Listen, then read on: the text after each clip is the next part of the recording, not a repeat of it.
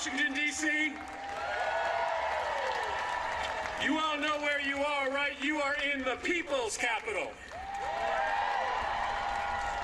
I want to bring you greetings from Connecticut, the state that invented the submarine, the helicopter, the hamburger, the wiffle ball, and Pez. On our license plates, though, there's a very simple statement. It says, Connecticut, the Constitution state. We were the first state to adopt our own constitution. In my state, we couldn't wait to be self-governed. We couldn't wait to throw off the yoke of control and censorship from us. Before any other state, before our founding fathers, we wrote down in Connecticut the simple words, no kings.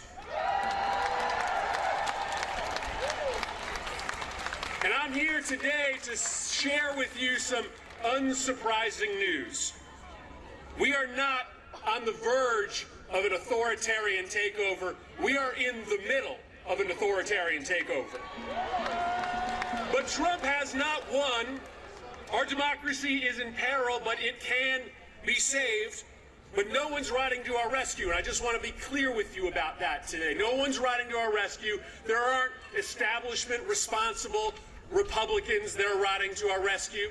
The mainstream media isn't riding to our rescue. There's no oligarchs riding to our rescue. It is up to us to save us.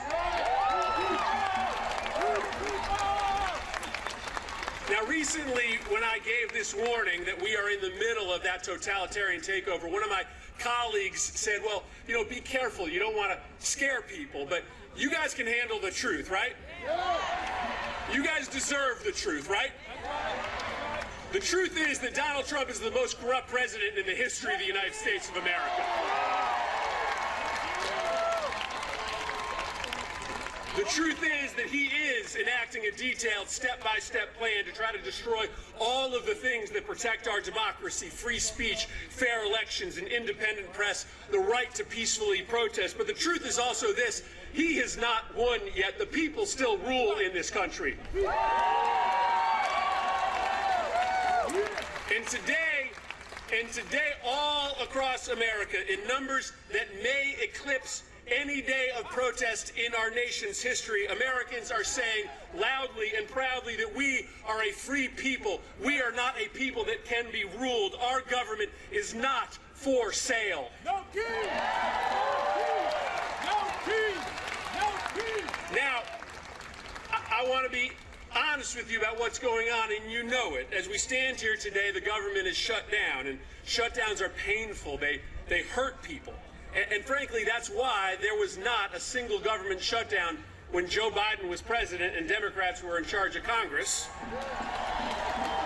Because we acted like adults, we negotiated with Republicans, we found common ground, we kept the government open. But today, Trump is telling Republicans that they shouldn't even show up in Washington, D.C.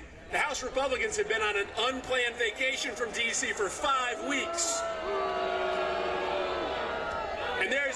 And there's a couple reasons for that. First, they're trying to cover up for rich billionaire pedophiles. But second, because Trump does think that he's a king, and he thinks that he can act more corruptly when the government is shut down. But he cannot. He doesn't have new powers, extra powers in a shutdown. The President of the United States during a shutdown, or even when the government is open, does not have the power to send masked men into our cities and pull off the streets our peaceful neighbors and throw them into the back of vans and into prisons. He never has that power. Whether it's a shutdown or not, the President of the United States does not have the power to use the FCC and the Department of Justice to censor our speech, to tell us that we cannot speak truth to power when we are protecting our democracy. He never has that power. And let me just say that I'm very proud of my Democratic colleagues who have drawn a line in the sand. And let me just speak for myself for a moment about this shutdown.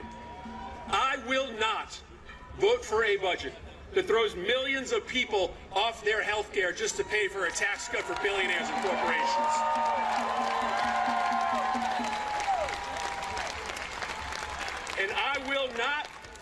for a budget that doesn't put some serious checks on President Trump's destruction of our democracy. In fact, no Democrat has a moral obligation to vote for a budget that just pays the bills for Donald Trump's political witch hunts. So this is a moment for the people who work with me in this Capitol to draw a moral line in the sand. And this is a moment for all of you to stand up and speak up.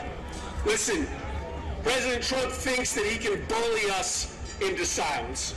He thinks that he can intimidate us into sitting this fight out.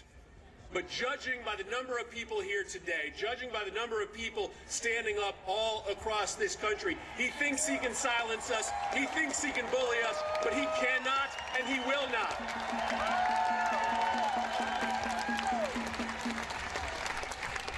And the last thing I want to say to you is this. It's a simple thing. I get it that when you wake up in the morning, like me, you are filled with anxiousness, with anger about what is happening in this country. But I also want you to feel something else. Because this experiment, 250 years in, this bold, revolutionary experiment of self-governance in a nation that is a melting pot, where we are stronger because our differences from each other, right? That is a miracle that it has lasted for this long. And every single one of us needs to understand that when we wake up every day, we have an obligation, a duty, a responsibility to fight hard to protect that bold experiment. So I wake up every day filled with that same anger and anxiety. But I feel lucky that I am on earth at a moment where I can stand up on my 2 feet and have something to say about maybe the most defining fight of our lifetime to protect American democracy from ruin. I feel anger and anxiety, but I frankly feel joy that I have something to say and that I can tell my kids and my grandkids that when the moment came, I stood up to protect and save American democracy from ruin. And so you got a lot of awesome speakers here today. I heard a rumor that a guy named Bernie Sanders is in the house. I understand the role that I play. I'm just the opening act for Bernie, all right? But listen, I'm super proud of being here with you. I'm optimistic. I'm bullish about our ability to win this fight, and it's because 400 years ago, in the small but mighty state of Connecticut, we wrote down on a piece of paper a really simple idea. In America, the people rule. In America, there are no kings. Thanks, Washington, D.C. Appreciate it. Go out there and fight for our country.